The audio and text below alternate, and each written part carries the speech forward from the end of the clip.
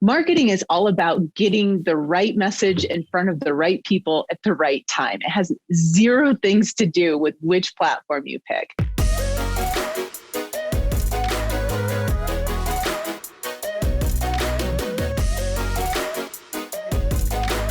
Let's kind of shift then. Let's talk about how someone, let's say that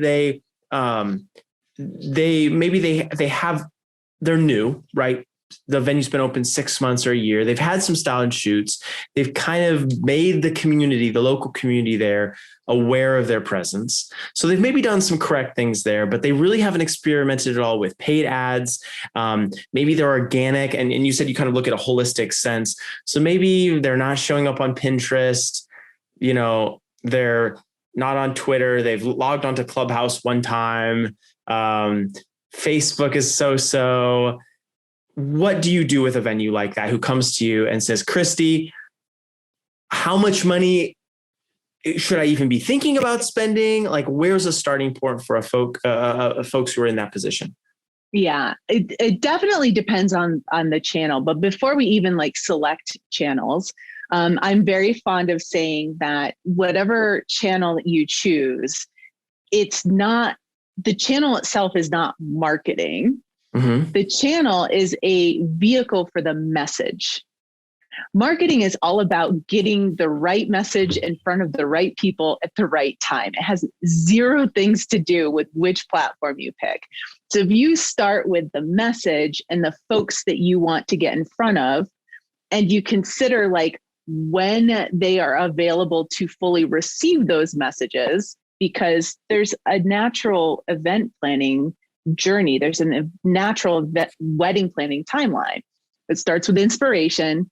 Then they do some general research, like how much is a venue supposed to cost in my area? How much do I have to budget for food and beverage?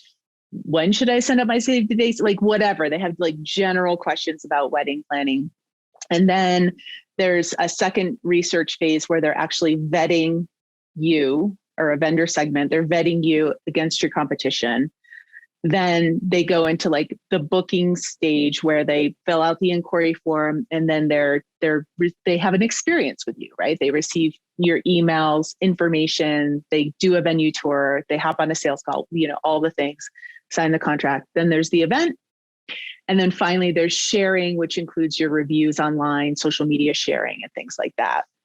So when you're thinking about your marketing mix, the channel becomes less important than the needs of your potential clients, given where they are in that wedding planning cycle, right? So that's just one. Don't even worry about Pinterest or Instagram or this or that or anything else. Just first of all, worry about that natural wedding planning cycle and what types of information do people need given where they are in that wedding planning journey, and how can you show up and deliver on those needs and help them solve problems. Totally. That's one. For venues, do you kind of have some things that you see venues, and maybe even other pros as well, but do consistently wrong? Yes.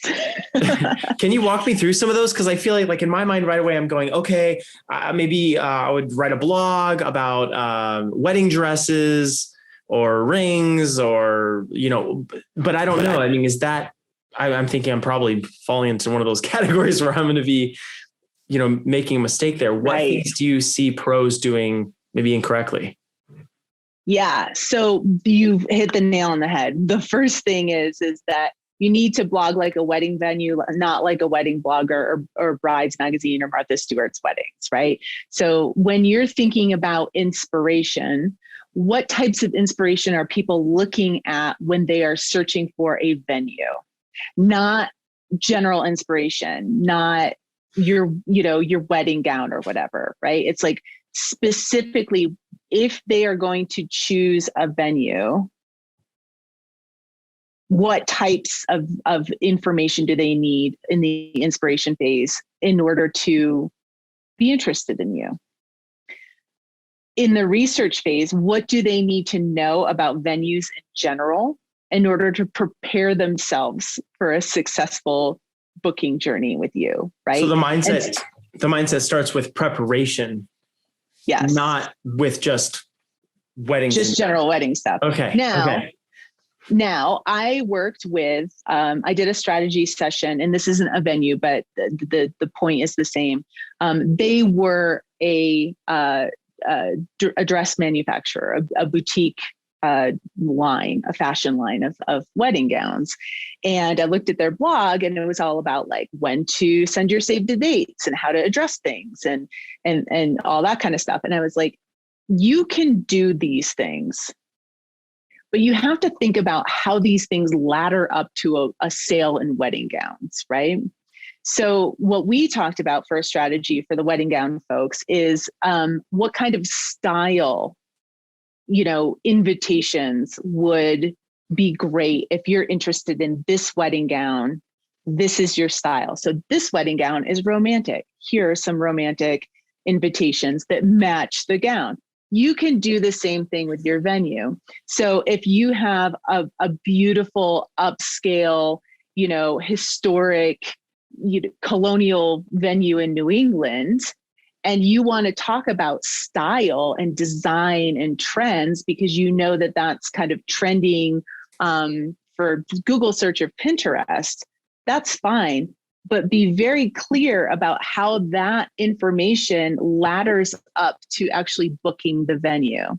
And what that does is it sort of constrains what you can talk about. But it also, when you're talking about wedding gowns on Pinterest, if you put it within the context of that colonial New England venue, like here are some traditional wedding gowns that look beautiful in this traditional venue, then it makes sense to them why they would book you as a venue. Otherwise, they're going to come from Pinterest, they're going to read your blog, you're going to have like wedding dress trends for 2021, and they're going to leave. And they're never going to do business with you because they don't understand why you're talking about wedding gowns as a venue. It seems super arbitrary. It's so arbitrary. Absolutely. Okay. I love this. There's an intentionality here that I think a lot of people maybe miss.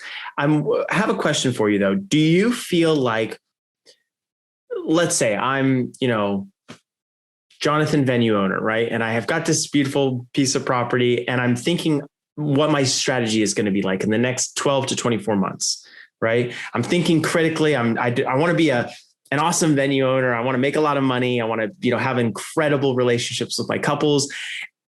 Would it be a good idea to create a funnel basically of how I want the life cycle? Because I feel like you've alluded to this in a couple different points, but in the whole digital marketing world, there's, funnels of how there's downloadable content and there's these different things that bring people into your ecosystem.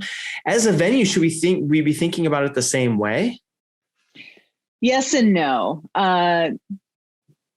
Again, your responsibility is to give people information that helps them on their wedding planning journey, but also ladders up to actually booking your venue. Okay. So that is the criteria. So when you're out there on the internet and people are like, you need a lead magnet, you need a download, you need this, you need that.